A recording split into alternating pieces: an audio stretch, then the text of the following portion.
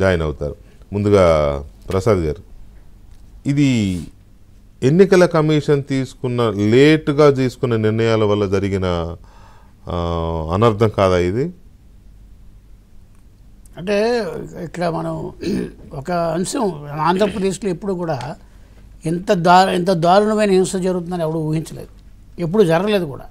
మీకు ఎప్పుడో బాక్సులు ఎత్తుకుపోయారు అంటే ఎక్కడో కడపలో బాంబులు వేసారని చెప్పారు. 40 ఏళ్ల క్రితం, 40 ఏళ్ళు, అది కూడా మన చిన్నప్పుడు 78, 72కి ముందు బ్యాలెట్ బాక్సులు. 83 తర్వాత ఎన్టీ రామారావు తెలుగుదేశం పార్టీ పెట్టిన తర్వాత వచ్చిన చైతన్యం నుంచి ఈ 40 ఏళ్లలో ఇప్పుడు రెండు జనరేషన్ చూడలేదు.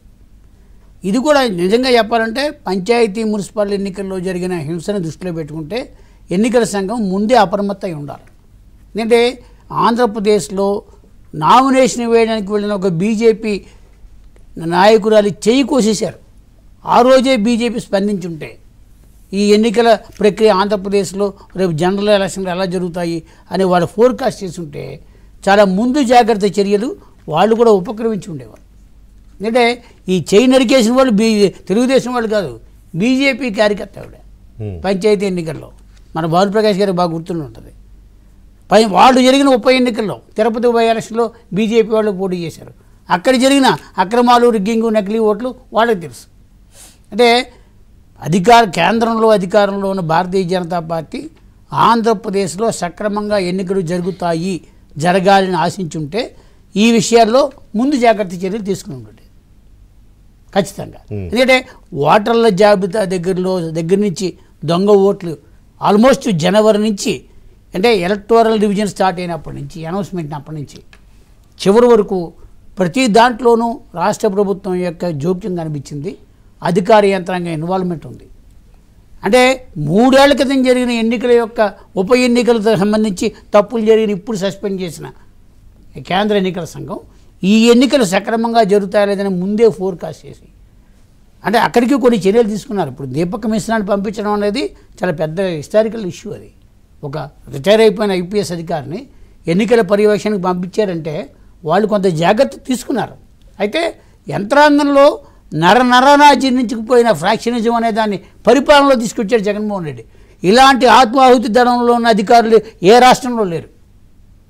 ఈవెన్ పశ్చిమ బెంగాల్లో ఎన్నికలు జరిగినప్పుడు అక్కడ చీఫ్ సెక్రటరీ అప్పుడు ప్రధానమంత్రి నరేంద్ర మోడీ గారిని రిసీవ్ చేసుకోలేదన్న ఆరోపణ వచ్చిన రోజున కూడా చీఫ్ సెక్రటరీ సరెండర్ అయ్యారు తప్ప ఇలాంటి యంత్రాంగం లేదు. పోస్ట్ పోల్ ఎలియన్స్ వెస్ట్ బెంగాల్లో జరిగినప్పుడు ఇదే భారతీయ జనతా పార్టీ ప్రభుత్వం ఇంకా ప్రమాణ స్వీకారం చేయని ప్రభుత్వాన్ని రద్దు చేయమని అడిగారు. మరి ఇవాళ ప్రభుత్వం అధికారంలో ఉన్న జగన్మోహన్ ప్రభుత్వాన్ని డిస్మిస్ చేయమని అడగలగా. అక్కడ ప్రమాణ స్వీకారం చేయని మమతా బెనర్జీని తీసేయాలని శుభేంద్ర అధికారి అడిగినప్పుడు ఇక్కడ అధికారంలో ఉన్నది ఇంకా కొన ఊపిరితో ఉన్నాడు, ఇంకా వైలెన్స్ చేస్తాడు అనుకున్నప్పుడు ఈ వ్యక్తిని ముందే అలా 6 నెలల ముందే ప్రభుత్వం రద్దు చేసి ఎన్నికలకు వెళ్ళాల్సింది భారతీయ జనతా పార్టీ ఆ తప్పుదం చేసింది. ఈ హింస చేస్తున్నది. ఇప్పుడు దిద్దుబాటు చర్యలు చేపట్టినా నిన్న ఏం చెప్పారు వాళ్ళు? 14 రోజుల పాటు ఫలితాలు వచ్చిన 14 రోజుల పాటు పరిస్థితి బాగుంటుందని అంచనా వేశారంటే ఏ రకమైన ఇంటెలిజెన్స్ ఇన్పుట్స్ ఉన్నాయని ఆలోచించారు. వాళ్ళ భారతీయ జనతా పార్టీ దేశంలో ప్రాంతీయ పార్టీలను బతకనవటం లేదు ఒక పక్కనే అసలు ప్రాంతీయ పార్టీలు మొక్కలు చేస్తుందని చెప్పిన చోట ఆంధ్రప్రదేశ్లో 2 ప్రాంతీయ పార్టీలతో పొత్తుకెళ్ళింది. అంటే జగన్మోహన్ రెడ్డి ప్రభుత్వం పతనం అయిపోతుందని వాళ్ళు తెలిసే కదా. అంటే ఈ 2 పార్టీలు ప్రసాద్ గారు మరి భారతీయ జనతా పార్టీని టార్గెట్ చేసి మాట్లాడుతున్నారు. భారతీయ జనతా పార్టీని టార్గెట్ చేసి చెప్పట్లేదు. భారతీయ జనతా పార్టీ ఇది వాస్తవాలు మాట్లాడండి.